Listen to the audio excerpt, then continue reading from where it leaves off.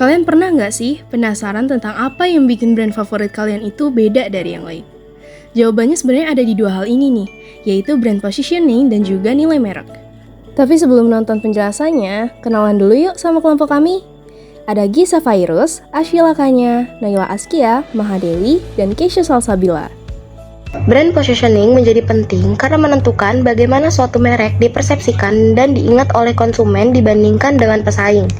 Sementara itu, nilai merek terbentuk dari konsistensi janji merek dan pengalaman yang diberikan, sehingga mampu membangun kepercayaan dan loyalitas konsumen. Persaingan industri kecantikan menuntut brand memiliki positioning dan nilai merek yang kuat.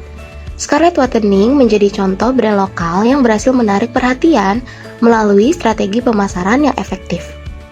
Dalam menyusun strategi positioning, langkah awal yang perlu dilakukan adalah menentukan frame of reference atau FOR. FOR ini adalah kerangka acuan yang menentukan kategori produk, target pasar, dan juga kompetitor utama brand. Setelah itu, brand juga perlu menentukan point of difference atau POD, yaitu keunggulan unik atau daya tarik yang dapat membedakan brand dari kompetitornya. Nah, supaya efektif, POD ini harus memenuhi 3 kriteria utama ini ya. Tapi menjadi unik aja nggak cukup loh, karena brand juga harus bisa memenuhi point of parity atau POP, yaitu standar dasar yang harus dimiliki setiap brand agar dapat dipercaya, dianggap layak, dan juga tetap kredibel di mata konsumen. POP sendiri ada 3 jenis utamanya, yaitu yang pertama kategori POP. Syarat dasar agar brand bisa diakui dalam suatu kategori oleh konsumen. Yang kedua ada competitive POP, yaitu menggunakan atribut brand untuk menyaingi keunggulan yang dimiliki oleh kompetitor.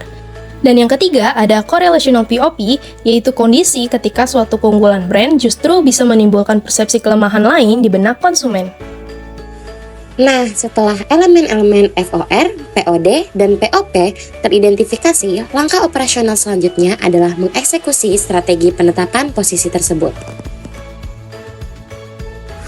Dalam pasar yang hyperkompetitif, di mana perubahan terjadi dalam hitungan hari, strategi positioning tidak bisa bersifat statis. Perusahaan seringkali harus memilih satu dari beberapa strategi positioning berikut ini. Yang pertama yaitu atribut positioning, yaitu menonjolkan fitur fisik atau spesifikasi teknis produk.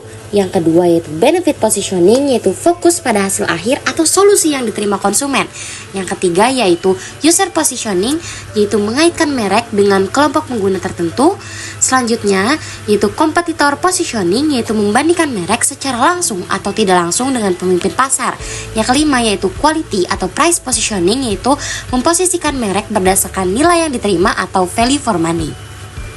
Brand mantra ialah ungkapan singkat yang mencerminkan inti merek. Contohnya di Feel Your Beauty pada Scarlett. Elemen utamanya pertama, emotional modifier, yaitu perasaan dan keterikatan. Kedua, descriptive modifier, yaitu karakter dan kategori. Ketiga, brand functions, yaitu fungsi dan nilai utama. Janji merek ialah komitmen merek terhadap pengalaman yang diterima konsumen. Kunci keberhasilannya, pertama, konsistensi antara janji dan realita. Kedua, didukung oleh value proposition. Nah, pada case Scarlett banyak menggunakan influencer sehingga muncul pertanyaan, apakah kekuatannya ada di produk atau promosi?